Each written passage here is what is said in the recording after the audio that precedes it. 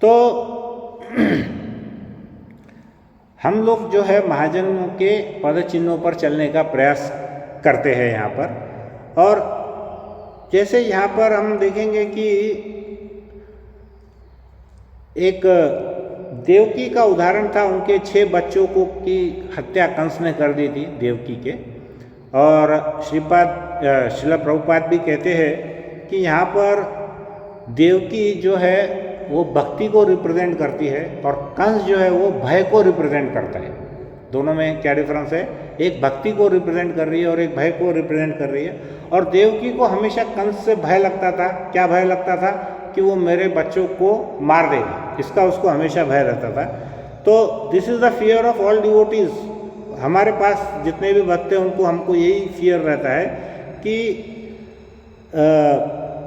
भक्ति के अंदर में आई माइट बी डिस्ट्रॉयड। तो अभी हमारा कंस कौन है? तो हमारे कंस कौन है?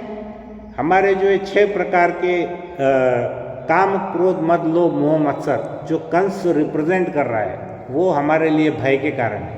तो हमको भय किससे करना है? इन 6 चीज़ों से भक्त हमेशा भयभीत रहता है कि उसका कहीं पे फॉल ना हो।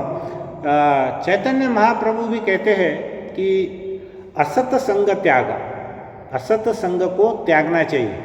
तो एक बार श्रीला प्रभुपाद भगवान के सामने प्रार्थना कर रहे थे, तो एक नया भक्त था, उसने पूछा कि प्रभुपाद जी आप भगवान के सामने क्या प्रार्थना कर रहे हैं? तो श्रीला प्रभुपाद कहते हैं कि मैं भगवान से यही प्रार्थना कर रहा हूँ कि I should not fall down, I may not fall down, मेरा पतन न हो, यही मैं प्रार्थना कर रहा हूँ। तो इसलिए श्रीला प्रभुपाद ने क्या किया है, श्रीमद् भागवत में हर जगह पे कैसे कैसे शब्दों का इस्तेमाल किया है। नराधम, मूढ़ा, कुत्ते, बिल्ली, शुकर, कुकर, ऐसे बहुत सी हमको ऐसा लगता है कि ये शब्द का प्रयोग किया है क्योंकि हमारे भौतिक जगत का यही स्वभाव है। भौतिक जगत, इसके कारण हमको उन्होंने कठोर शब्द किए हैं। तो श्रीला प्रभुपाद ने ये जो कठोर शब्द है ये हमको डांटने के लिए नहीं बल्कि आउट ऑफ कंपैशन उन्होंने ये शब्दों का प्रयोग किया है। अब हम देखते हैं कि जैसे एक तलवार का कार्य क्या है कि किसी वस्तु को काटना है। तो यहाँ पर हम देखेंगे कि जो नॉलेज है, जो ज्ञान है, उसका कार्य क्या है कि हमारे भ्रम को काटना है, हमारे इल्यूजन को काटना है। लेकिन यदि हम यही तलवार, कोई 2-धारी तलवार है हमारे पास में, तो हमको बहुत सतर्क रहना है कि वो सामने की वस्तु काटते काटते कहीं हमको खुद को ना काट दे। तो इस बारे में हमारे को बहुत सतर्क रहना पड़ेगा। तो इसी प्रकार भौतिक जगत में हम कंपैरिजन करेंगे कि कर्मी भी है और भक्त भी है। तो कर्मी जो है वो हम यहाँ पर भक्तों ने कर्मी लोगों के साथ में ज़्यादा घुलना मिलना नहीं चाहिए। बेसिकली अगर बहुत ज़्यादा घुलते मिलते हैं, कुछ हद तक हमको उनसे कार्य की ज़रूरत पड़ती है तो हम उनके साथ में रहते हैं, लेकिन उनके साथ में बहुत ज़्यादा हमने घुलना मिलना नहीं चाहिए, उनसे दूर रहना चाहिए। Because we have nothing to do with their life. हमको उनके जीवन के साथ में ज़्यादा कुछ करना नहीं है। तो बड़े बड़े महाजन जैसे बलि महाराज और प्रहलाद महाराज भी जो कर्मी लोग थे उनसे वो भयभीत रहते थे। तो लेकिन हम सामान्य लोगों से भयभीत नहीं रहते, यही हमारी प्रॉब्लम है।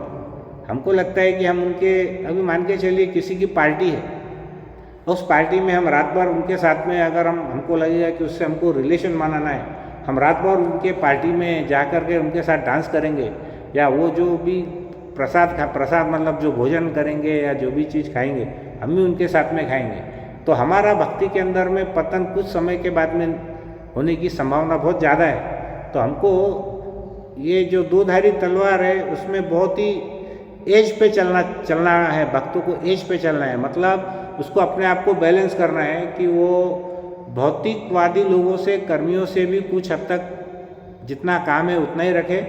जैसे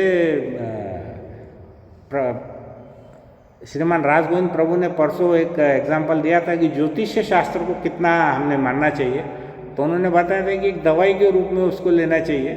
मुझे ऐसा एहसास हुआ कि कर्मियों के साथ में भी हमको एक दवाई के जितना ही रहना चाहिए। उनके साथ में 24 घंटे अगर रहते हैं तो हमारा पतन होने की संभावना बहुत ज़्यादा बढ़ जाती है। तो यहाँ पर जो ज्ञान है उसका क्या कार्य है। जैसे हमने देखा है कि जो हमारा जो ज्ञान है, अगर हम उस ज्ञान को भगवान की भक्ति में लगाते हैं, हम उसमें बिना अहंकार के कोई सेवा करते हैं एक दास बन करके, तो वो हमारे लिए परफेक्ट नॉलेज है, परफेक्ट ज्ञान है। लेकिन अगर हमको ये अहंकार आता है कि मैं ही सर्वश्रेष्ठ हूँ, मैं इतना ज्ञानी हूँ, तो वो क्या है, वो हमारे पतन का कारण है। तो हमारा जो नज़रिया है, हमारा जो एटीट्यूड है, उसी से हमारी भक्ति में प्रगति होने वाली है।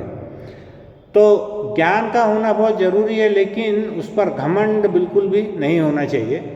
तो श्रील प्रभुपाद उपदेशामृत में लिखते हैं कि कृष्ण भावना में प्रगति हमारे एटीट्यूड पर निर्भर करती है, हमारे नज़रिए के ऊपर में निर्भर करती है कि हम कृष्ण भावना में कितनी प्रगति होगी। तो जैसा ही हमें लगा कि मैं सबसे श्रेष्ठ हूँ, देन वी आर फिनिश्ड, हमारी प्रगति वहीं पे रुकने वाली है। तो ज्ञान का जो उपयोग है वो किसी व्यक्ति का पतन रोकने के लिए हमको करना चाहिए, उसको पतन नहीं होना चाहिए। It is for creating compassion, उसको हमको उस व्यक्ति में करुणा से हमने उसको बचाना चाहिए। जैसे उदाहरण के रूप में कोई एक बालक अगर पतंग उड़ाता है, जैसे पतंग का सीज़न चलता है, तो क्या करता है, पतंग उड़ाते उड़ाते वो इतना उसके अंदर में मग्न हो जाता है कि उसको पता नहीं चलता कि वो कोई ऊंची छत के ऊपर में चला गया और वहाँ से वो खेलता है।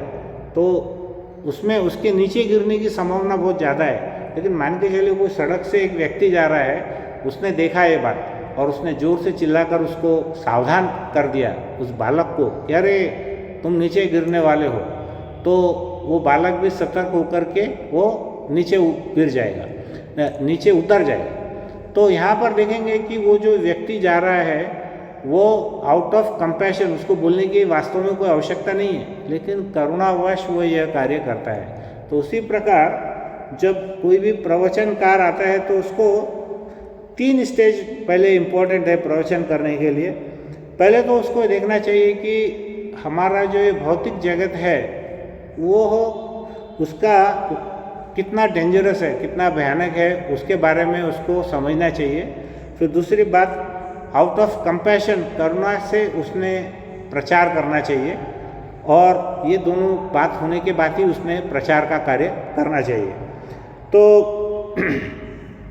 ऐसा नहीं है कि हमको हमेशा गुड़ी में रहना है कि भाई सब अच्छा है, ये भी अच्छा है, वो भी अच्छा है। तो ऐसा नहीं है, हमने हमारे जो सिद्धांत है उसके साथ में हमने कॉम्प्रोमाइज़ नहीं करना है, समझौता नहीं करना है ना। इससे क्या होगा, अदरवाइज ना तो हम कृष्ण भावना भावित होंगे, ना जो सामने के जो श्रोता है उन पर कोई असर पड़ेगा। तो विनम्र और कोमलता के साथ में हमको हमारा ये प्रचार करना चाहिए विदाउट एनी कॉम्प्रोमाइज़। और हमको we should stick to our genuine principles, हमारे सिद्धांतों के साथ में हमको उसमें समझौता नहीं करना है। अब लास्ट में मैं ये बताना चाह रहा था कि बलि महाराज और प्रहलाद महाराज का 2 एग्जाम्पल श्रील प्रभुपाद ने इस तात्पर्य में दिया कि ये दोनों महाजन थे और ये सामान्य पुरुषों से भयभीत थे, जगत से भयभीत थे।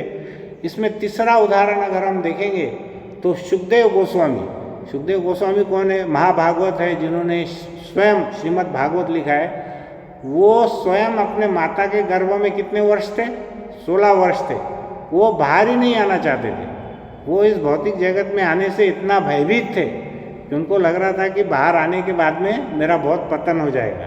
तो 16 वर्ष तक वो अपनी माता के गर्भ में रहकर ही वो भगवान का स्मरण करने में लगे थे।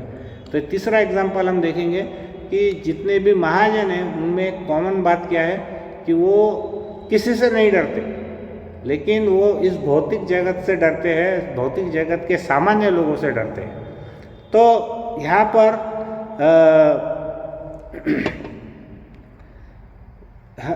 पर हम देखेंगे कि ये जो हमारा डिवोशनल एसोसिएशन है उसको हमको बहुत केयरफुली, ध्यान से हमको चलना पड़ेगा। हम हर एक चीज़ को टेक इट फॉर ग्रांटेड नहीं ले सकते। समाज से हमको काम है, हमको समाज के साथ में रहना है, लेकिन उसके अंदर में भी हमको हमारे जो महान आचार्य है और जितने महाजन हैं उनके पद चिन्हों पे उनका अनुसरण करते हुए हमको इस भौतिक जीवन में हमको जगना है। और सभी तो ब्रह्मचारी नहीं बन सकते, हम ज़्यादा करके लोग गृहस्थ ही है, लेकिन गृहस्थ में भी ये भी सब गृहस्थ ही थे। अगर हम देखेंगे बलि महाराज भी गृहस्थ थे, प्रहलाद महाराज भी गृहस्थ थे, है ना। तो इन सभी गृहस्थों को हम आचरण में, जनक महाराज भी गृहस्थ थे, वो भी महाजन थे। तो इन सभी महाजनों का हम उदाहरण हम हमारे मन में, हमारे हृदय में आत्मसात करते हुए हम हमारे जीवन को भगवान की भक्ति में हम कैसे लगाए, उसका एक परफेक्ट बैलेंसिंग रखते हुए हमको आगे बढ़ना है। यही आज इस श्लोक से मुझे ऐसा लगा, तो ये हमने उसके बारे में थोड़ी चर्चा की। तो हम यहाँ पर हमारा ये जो आज का जो चर्चा है हम समाप्त करते हैं।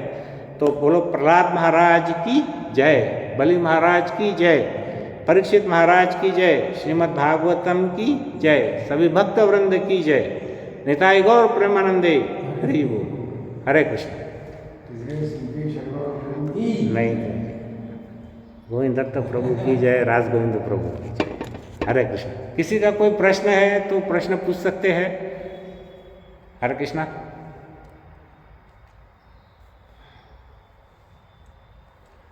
ठीक है, हरे कृष्ण।